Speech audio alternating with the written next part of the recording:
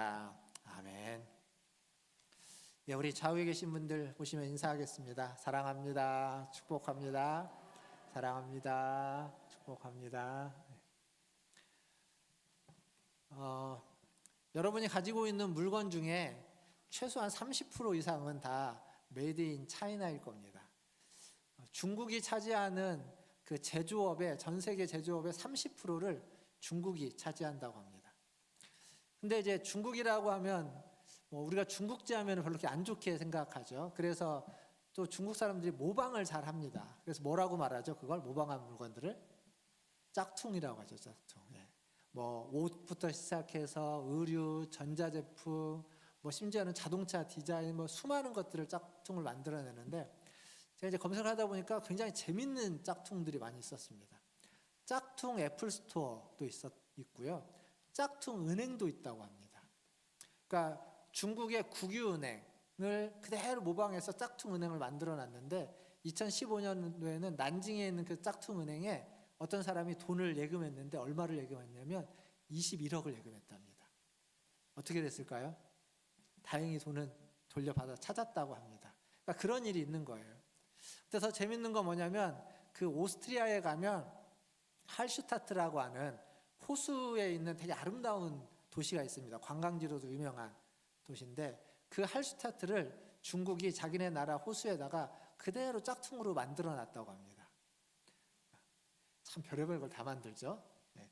근데 그 할슈타트를 짝퉁으로 만든 걸 알고 진짜 할슈타트에서 소송을 준비하고 있는데 근데 이제 무슨 일이 생겼냐면 중국 사람들이 가짜를 보러 갈 바에야 진짜를 보러 가자라고 해서 오스트리아 할슈타트로 중국인 관광객이 7배나 몰렸다고 하고요. 그리고 관광 수익이 몇 배냐면 27배나 폭증했다고 합니다. 그래서 무슨 일이 생겼냐면 소송을 하려고 하다가 소송을 하지 않고 그냥 진짜 할슈타트와 가짜 할슈타트 두 도시가 자매 결연을 맺었다고 합니다. 참 세상에 별일이 다 있습니다. 저도 이게 찾아보면서 참 재미있기도 하고 희한하기도 하고 제가 왜 이 짝퉁 얘기를 계속 하냐면 지금 우리가 오늘 본 계시록 13장은 계시록 12장에서 이어져 나오는 13장은 한마디로 말하면 뭐냐면 짝퉁 하나님, 짝퉁 예수님, 짝퉁 성령님에 대한 이야기이기 때문에 그렇습니다. 그러니까 계시록 12장에서 용이 등장하는데 이 용이 13장으로 오면서 하나님을 흉내내고 그리고 바다에서 그리고 땅에서 두 짐승을 불러내면서 예수님과 성령님을 흉내내는 그러한 모습, 그것을 모방하는 모습들이 오늘 이 13장에 있는 내용이기 때문에 그렇습니다. 물론 구체적인 실제 내용을 보면 13장은 계시록 13장은 하나님의 교회를 무너뜨리려고 하는 사단의 어떤 교묘한 전략들이 담겨져 있는 것이다 라고 보여집니다. 그러니까 영적 전쟁이 나는 거죠. 용의 명령을 받아서 바다에서 올라온 짐승과 땅에서 올라온 짐승이 어떻게 하나님의 교회를, 하나님의 성도들을 물리치고 이기고 누르는지, 핍박하는지가 나와 있습니다. 하지만 그 이면에는, 그 근거 안에는 하나님을 흉내내고 하나님을 모방하고 하나님인 것처럼 가장하는 그들의 모습이 있다라는 거죠. 그것을 좀 염두에 두면서 오늘 말씀을 보면 좋겠습니다. 오늘 말씀에서 먼저는 바다에서 올라온 짐승, 두 짐승 중에 하나만 먼저 이야기하려고 합니다. 자, 계시록 우리가 13장을 볼 텐데 먼저 12장 17절 맨 마지막 절을 한번 같이 읽어보도록 하겠습니다. 12장 17절입니다. 같이 읽겠습니다. 용이 여자에게 분노하여 돌아가서 그 여자의 남은 자손 곧 하나님의 계명을 지키며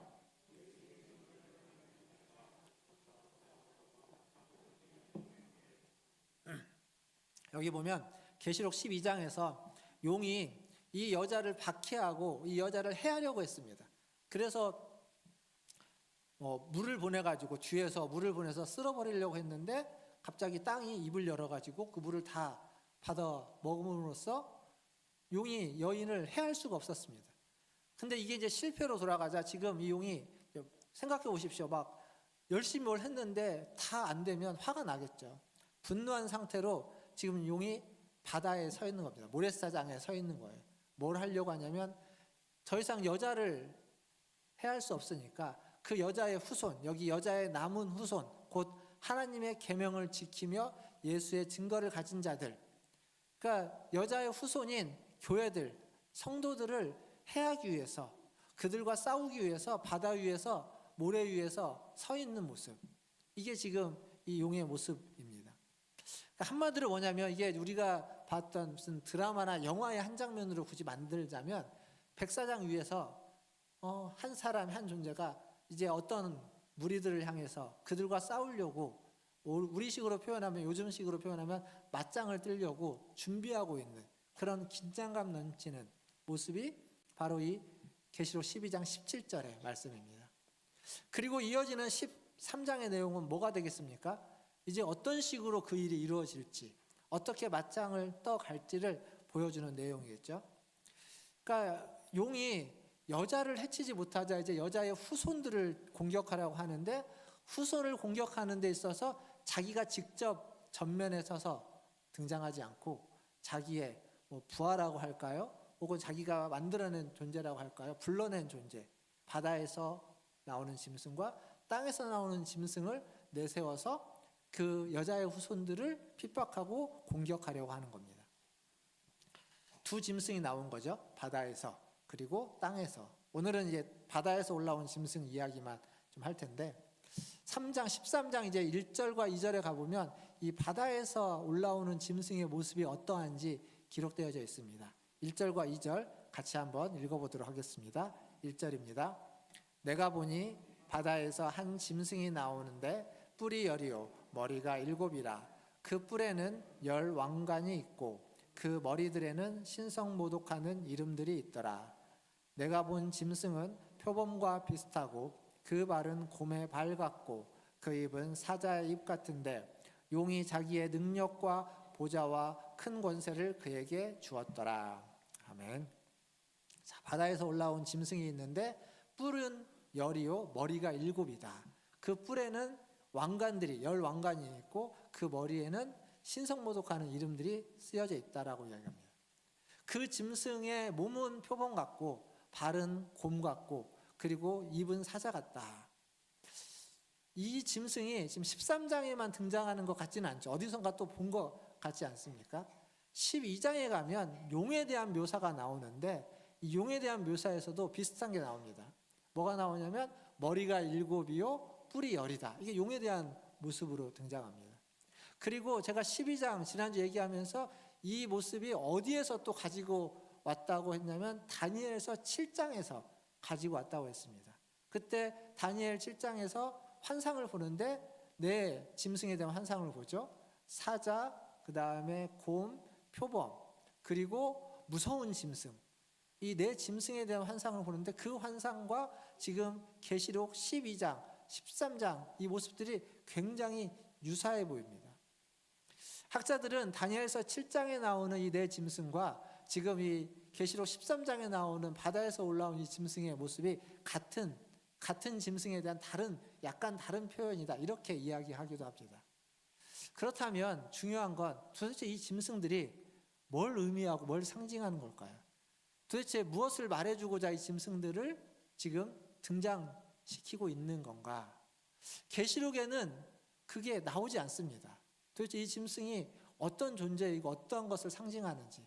그런데 다니엘서에 가면 그게 나옵니다. 우리가 다니엘서를 처음부터 끝까지 다 말씀을 주일날 제가 전하기는 했지만 또 기억이 가물가물하니까 찾아보겠습니다. 다니엘서 7장 16절과 17절입니다. 여기에 보면 이제 7장 앞에서부터 그 네 짐승에 대한 얘기들을 쭉 하고 16절에 오면 같이 읽어보겠습니다. 시작. 내가 그 곁에 모셔 선 자들 중 하나에게 나아가서 이 모든 일의 진상을 물으매 그가 내게 말하여 그 일의 해석을 알려주며 이르되 그 내 큰 짐승은 세상에 일어날 내 왕이라. 자, 지금 다니엘이 환상을 보고 한 천사에게 가서 이게 무슨 일인지 묻는 겁니다. 그러니까 천사가 이제 해석을 해주는 거예요.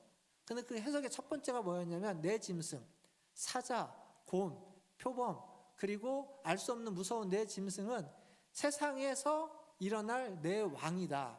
그러니까 세상의 한 나라의 한 제국의 왕이다라고 이야기하는 겁니다.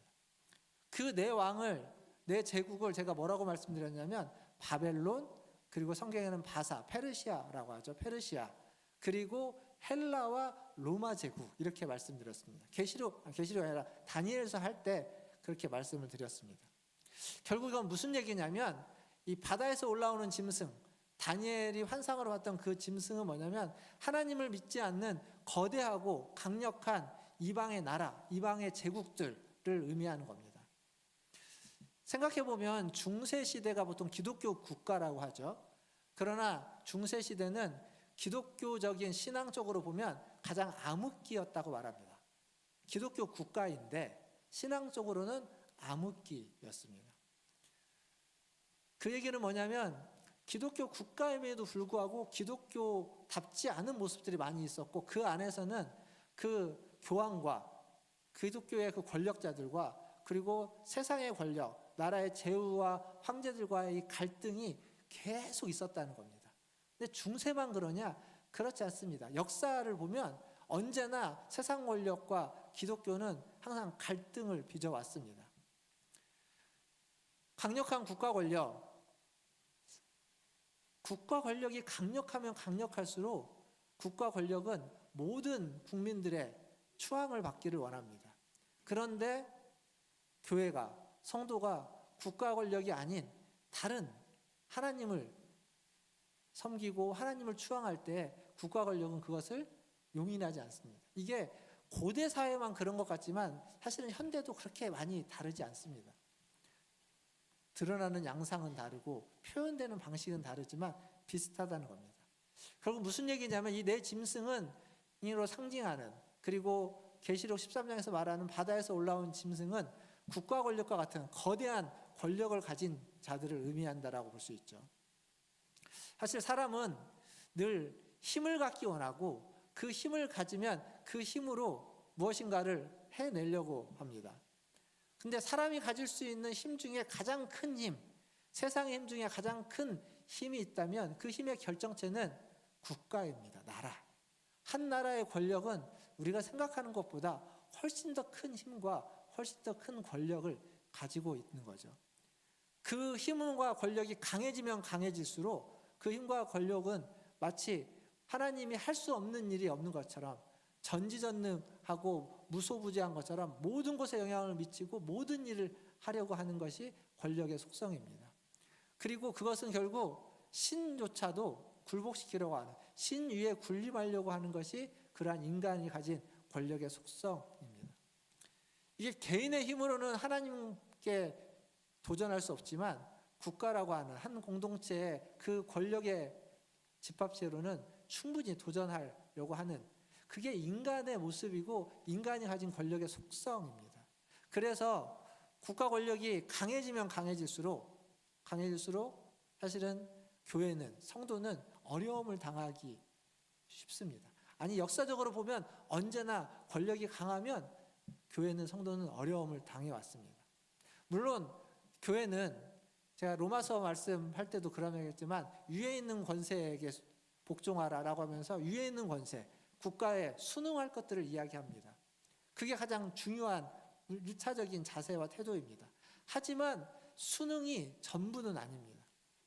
국가의 권력도 그 위에 있는 권세자가 있음을 기억하라라고 그때 말씀드렸던 것처럼 교회는 분명히 위에 있는 권세에게 순응해야 되지만 그 권세보다 더 위에 있는 권세자가 있음을 알고 그것이 상충될 때에는 순기능이 아닌 역기능을 할 수도 있어야 된다는 겁니다. 그 얘기보다 오늘 얘기 중요한 건, 인간의 힘이 강해지면 결국 하나님을 대적하게 된다는 거예요. 그러니까 우리가 강해지면 강해질수록 우리는 하나님을 떠나서도 살 수 있다고 생각하고 하나님을 필요로 하지 않고 더 나아가서 하나님을 대적하는 데까지 이르게 된다는 겁니다. 약해질수록 하나님의 도움이 필요하고 약해질수록 하나님을 떠나지 않고 하나님을 더 붙잡게 되는 것이 우리들의 모습이다라는 거죠. 이 바다에서 올라온 짐승, 이 짐승이 보여주는 건 그런 거대한 힘과 권력의 모습입니다. 그런데 그러한 모습만 있느냐? 그렇지 않습니다. 국가 권력을 상징하는 이 바다에서 올라온 짐승은 또 다른 모습이 하나 있는데, 그것을 이 사도 요한은 하나의 에피소드로 이야기해주고 있습니다. 3절과 4절 말씀을 한번 같이 읽어보겠습니다. 13장 3절과 4절 같이 읽겠습니다. 시작. 그의 머리 하나가 상하여 죽게 된 것 같더니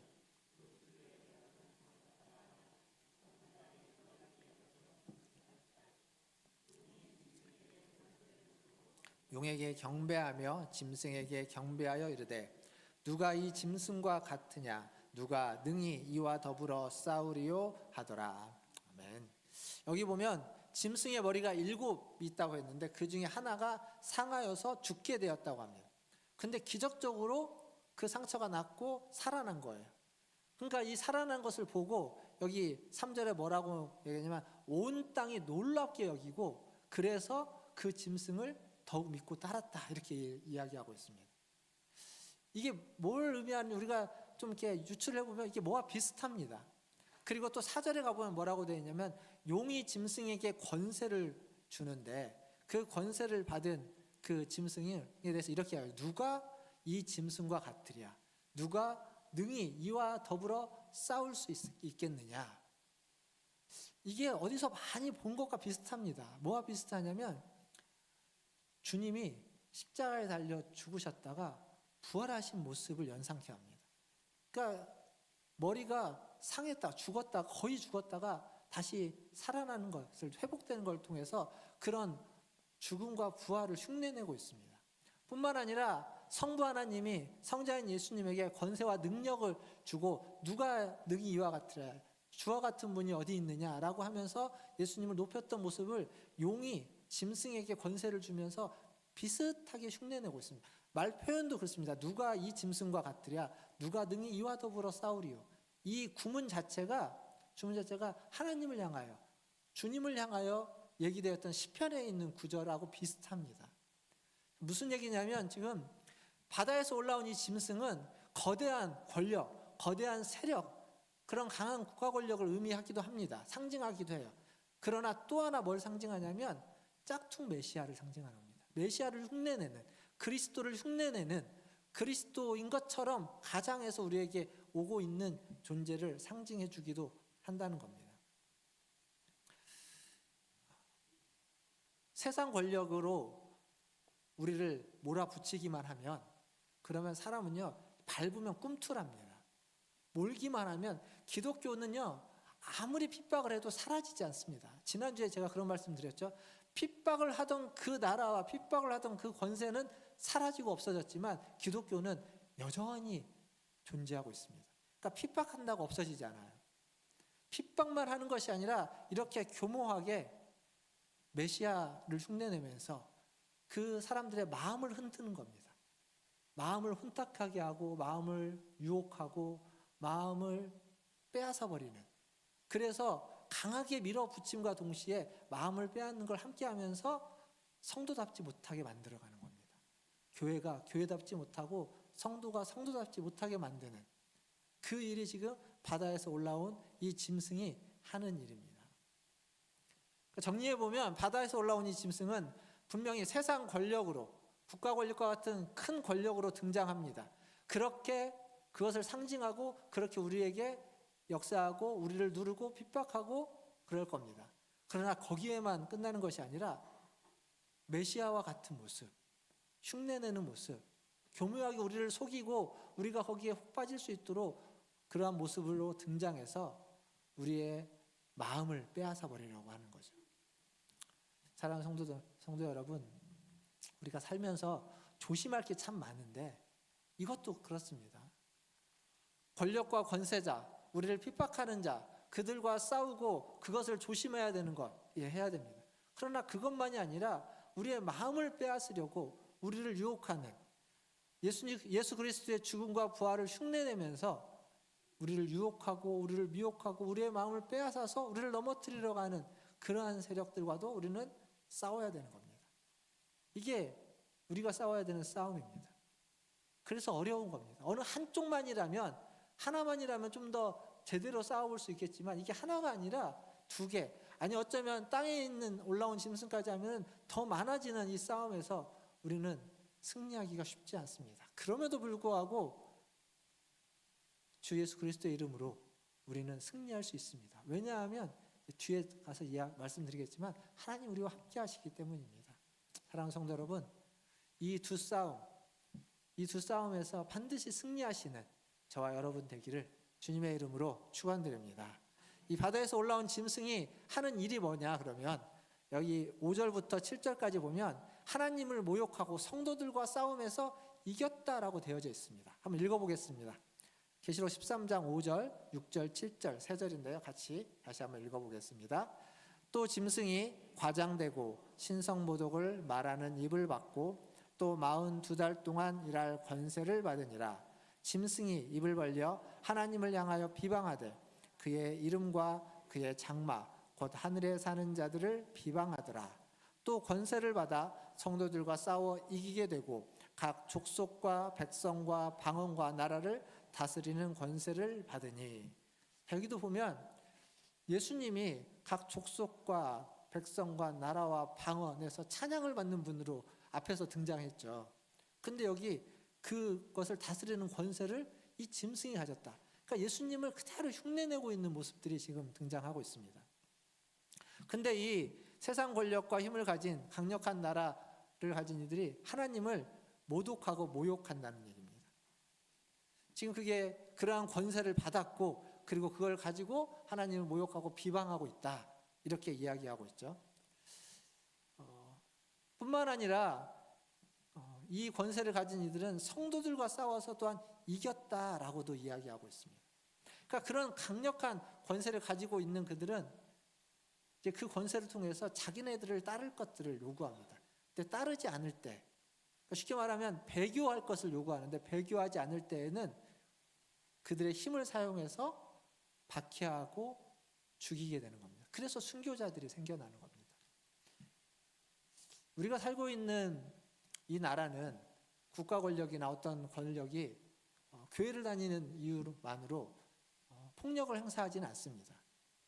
그 정도는 아니에요.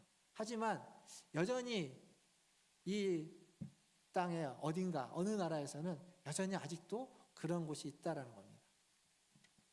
세계 기독교 백과를 편집했던 데이비드 바레트라는 사람이 조사한 바에 따르면 예수님의 초림 이후에 2000년 동안 순교자의 수는 약 7천만 명이 넘는다고 합니다. 7천만 명.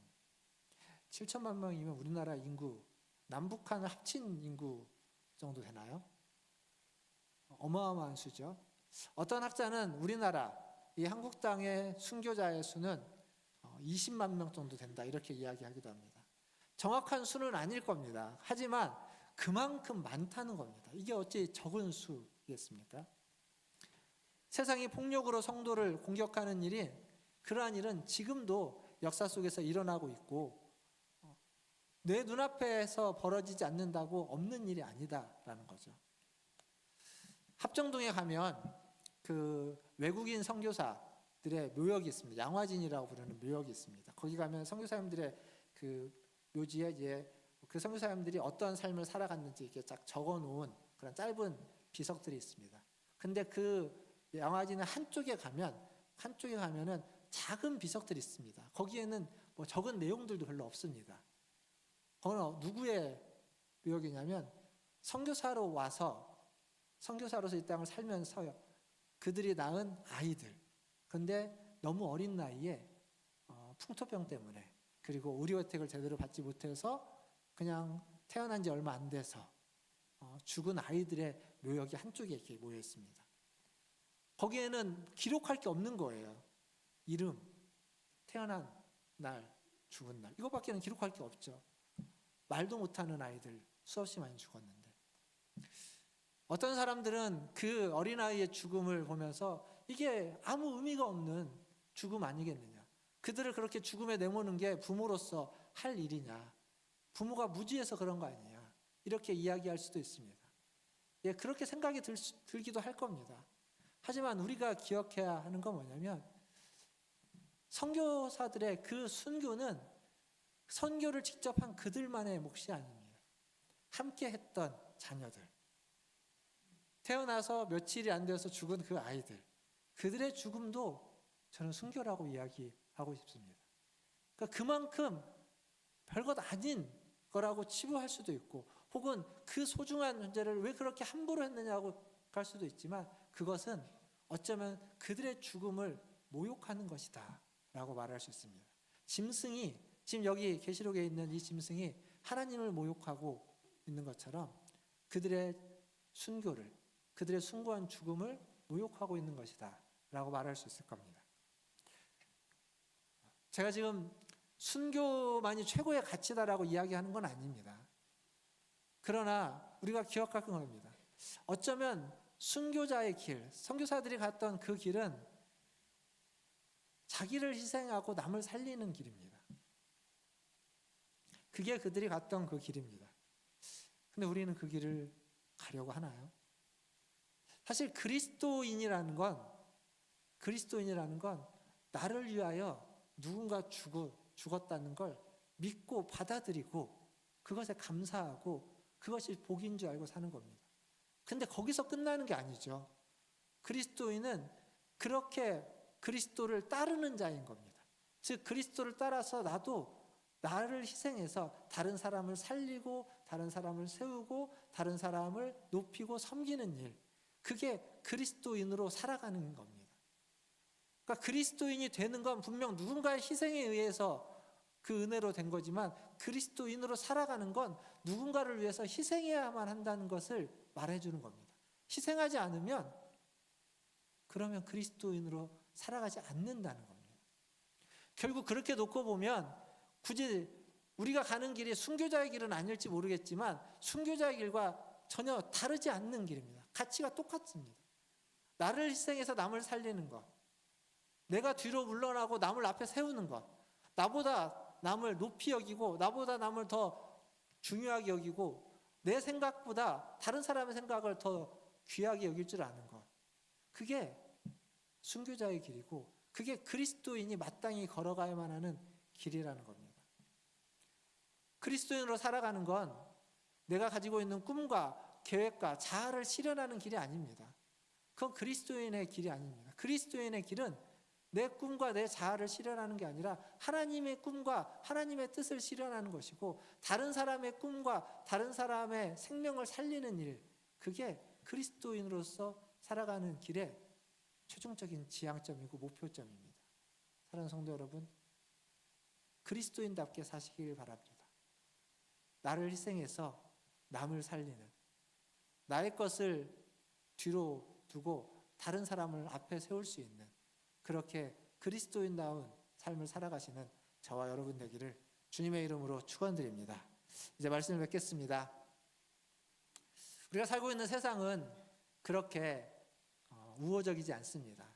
신앙을 가지고 있는 우리들에게 그렇게 우호적이지 않아요. 예전에는 좀 그랬는지 모르겠지만 지금 그렇지 않죠. 뿐만 아니라 계시록에 등장하고 있는 예수님도 그 모든 환난과 고통으로부터 우리를 다 건져주겠다고 말하지 않습니다. 그렇게 만사 형통케 해주시는 분이 아닙니다. 생각해 보십시오. 소아시아 7교회가 지금 핍박을 당하고 있고 환난 가운데 있는데 예수님은 그 사이를 거니신다고 이야기하지 그곳에서 그들을 건진다고 말하고 있지 않습니다. 뿐만 아니라 오늘 우리가 읽었던 말씀의 마지막 10절, 오늘 본문의 마지막인 10절을 한번 보겠습니다. 10절에 뭐라고 적혀 있냐면 같이 한번 읽겠습니다. 13장 10절입니다. 시작. 사로잡힐 자는 사로잡혀갈 것이요 칼에 죽을 자는 마땅히 칼에 죽을 것이니 성도들의 인내와 믿음이 여기 있느니라. 자, 여기 보시면 10절에 뭐라고 적혀 있냐면 사로잡혀갈 자는 사로잡혀가고, 그리고 칼에 죽을 자는 마땅히 칼에 맞아 죽을 것이다, 이렇게 이야기합니다. 즉 거대한 힘 앞에서, 거대한 속임수 앞에서, 그 권력 앞에서 우리는 아무것도 아닌 겁니다. 그냥 사로잡혀 가고 그리고 칼에 맞아 죽임을 당할 수밖에 없는 그런 존재가 우리들인 겁니다. 성도는 그런 존재들입니다.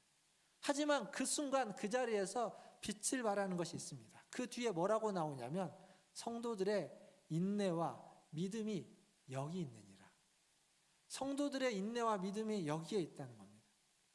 분명 강력한 권세 앞에 서면 우리는 연약한 인간일 뿐입니다. 그래서 그들이 우리를 붙잡아가고 우리를 억압하고 누르면 그걸 당할 수밖에 없습니다. 총으로 칼로 우리의 생명을 위협하면 우리는 그 앞에서 넘어질 수밖에 없고 그 앞에서 무너질 수밖에 없는 연약한 존재들입니다. 그것이 초대교회 성도들이 경험한 것이고 초대교회 이후로 지금까지 수많은 순교자들 뿐만 아니라 믿음을 지키려고 했던 수많은 사람들이 겪어왔던 길입니다. 지금 우리가 겪고 있는 정도의 차이는 있을지 모르나 지금 우리가 겪고 있는 길이기도 합니다. 그 앞에서 우리는 자유로울 수 없습니다. 하지만 우리에게 있는 게 있습니다. 그게 뭐냐면 믿음입니다. 인내입니다. 그 순간 그 자리에서 우리를 지키고 우리를 세워주는 것은 하나님 우리에게 주신 믿음과 인내라는 겁니다. 사랑하는 성도 여러분, 여러분의 인생을 한번 생각해 보십시오. 어떤 순간에는 내가 그 순간을 어떻게 잘 견뎌왔을까? 어려운 순간, 이겨낼 수 없었을 것 같은 그 순간을 이겨내고 견뎌오고 믿음을 버리지 않고 여기까지 어떻게 올 수 있었을까? 주님이 속히 오신다고 했는데 아직도 오시지 않는 주님을 우리는 지금도 기다리고 있습니다. 희한하죠? 온다고 하고 2000년 동안 안 온 사람을 우리는 기다리지 않습니다. 근데 우리는 그러한 분을 기다리고 있습니다. 그 주님을 믿고 살아가는데도 우리의 일상이 별로 그렇게 나아지는 게 없고 비슷합니다. 여전히 힘들고 여전히 어렵습니다. 그럼에도 불구하고 여전히 우리는 주님을 사랑하고 주님을 믿고 이 자리에 와서 그 주님께 예배를 드리고 있습니다. 이게 어떻게 가능할까요? 세상에서 이런 게 있을 수 있을까요? 불가능합니다. 안 되는 겁니다. 어떻게 이런 속에서도 우리는 주님을 사랑한다고 이야기하고 주님을 더 사랑하려고 하고 주님을 위하여 무엇인가를 하고자 하는 마음이 여러분 안에 있는 겁니까? 그 이유는 딱 하나입니다. 주님이 여러분을 부르셨고 주님이 여러분의 이름을 생명책에 기록해뒀기 때문입니다. 그렇기 때문에 수많은 일들이 있고 수많은 우여곡절이 있고 수많은 핍박이 있고 환난이 있고 목에 칼이 들어오는 죽음 앞에서도 우리가 믿음으로 인내로 지켜낼 수 있는 겁니다. 사랑하는 성도 여러분, 우리가 하나님을 믿고 따르고 선택하기 이전에 이미 하나님이 우리를 선택하고 부르시고 생명책에 여러분의 이름을 써놓으셨다는 겁니다. 이것을 안다면 우리가 할 수 있는 건 딱 하나밖에 없습니다. 하나님께 감사하고 찬양하는 겁니다. 그게 우리가 할 수 있는 최선의 것이고 최고의 것이고 전부일 겁니다. 그런 찬양, 후렴인가요? 찬양에 그런 게 있습니다. 내가 할 수 있는 것은 오직 감사와 기도, 이런 곡이 있어요. 내가 할 수 있는 건 감사와 기도밖에 없다는 겁니다. 오늘 우리가 하나님 앞에 기도할 때에도 우리가 할 수 있는 건 그거밖에 없습니다. 하나님 우리를 그 생명책에 기록해 놓고 그 수많은 환난으로부터 바다에서 올라온 짐승, 아무리 큰 권세와 권력이 우리를 눌러도 아무리 우리를 현혹시키려고 미혹시키려고 아주 진짜 같은 짝퉁처럼 진짜 같은 짝퉁이 우리 앞에 와서 우리를 넘어뜨리고 속이려고 해도 넘어질 수도 있죠. 속을 수도 있습니다. 하지만 주님 우리를 다시 건져서 올려서 우리를 지키시고 보호해 주시고 마지막 때까지 우리를 이끌어 주실 줄 믿습니다. 그 주님께 감사와 찬양을 하는 저와 여러분 되기를 주님의 이름으로 축원드립니다. 기도하겠습니다. 기도하실 때 우리가 이해되지 않는 일들이 지금까지도 있었고 앞으로도 있을 수 있습니다. 믿음이 흔들리는 순간도 있을 수 있습니다. 그럼에도 불구하고 지난 시간을 돌아보면 그것을 견뎌오고 믿음을 지켜왔습니다. 주님을 기다리고 있습니다. 2000년 동안 기다렸던 그 주님을 우리도 또 기다리고 있습니다. 여전히 주님을 사랑하는 마음이 우리 가운데 있습니다. 그리고 그 마음이 더 커지기를 더 원하고 있습니다. 우리 주님 앞에 기도할 때 하나님 우리를 부르셔서 생명책에 우리의 이름을 기록해 주셔서 감사합니다. 하나님 그 하나님의 부르심에 합당하게 살아가게 하여 주시고 우리의 믿음이 우리의 인내가 사라지지 않고 하나님 앞에서 더욱 첨예해지고 더욱 풍성해지고 더욱 견고해지며 더욱 진실되게 하여 주시옵소서. 그래서 순간순간 감사하고 순간순간 찬양하는 우리들 되게 하여 주시옵소서라고 같이 한 목소리로 기도하며 나아가겠습니다. 하나님 아버지 감사합니다. 오늘도 하나님 예배의 자리 아버지 하나님 주님 앞에 하나님을 하나님의 손에서 하나님의 이름을 하나님 잡아주시옵소서. 하나님 믿어 주시옵소서. 하나님 은혜 풀어주시옵소서. 하나님 주님을 믿음으로 살아가는 하나님 우리의 되게 하여 주시옵소서.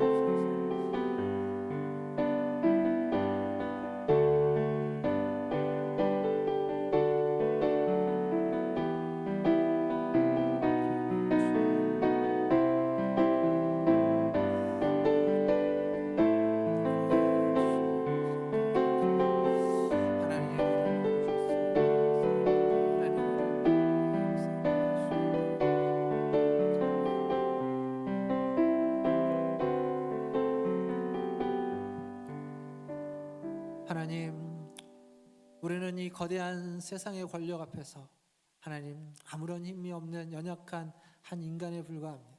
하나님, 그러나 그런 우리를 귀하게 여기시고 사랑하셔서 우리를 창세전에 부르시고 택하셔서 주님의 그 생명책에 우리의 이름을 기록하여 주시니 하나님 감사합니다.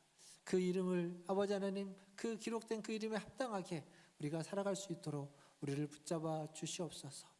넘어지지 않게 하시고 쓰러지지 않게 하여 주시고 우리의 믿음과 인내가 더욱 강건하게 하여 주시옵소서. 그러나 혹 넘어지고 쓰러질 때에도 우리를 불쌍히 여겨주시고 우리를 붙잡아 일으켜 주시고 세워주셔서 다시 한번 주님을 사랑하고 다시 한번 주님을 기다리고 다시 주님을 의지하고 믿고 나아갈 수 있는 그러한 하나님의 자녀들 되게 하여 주시옵소서.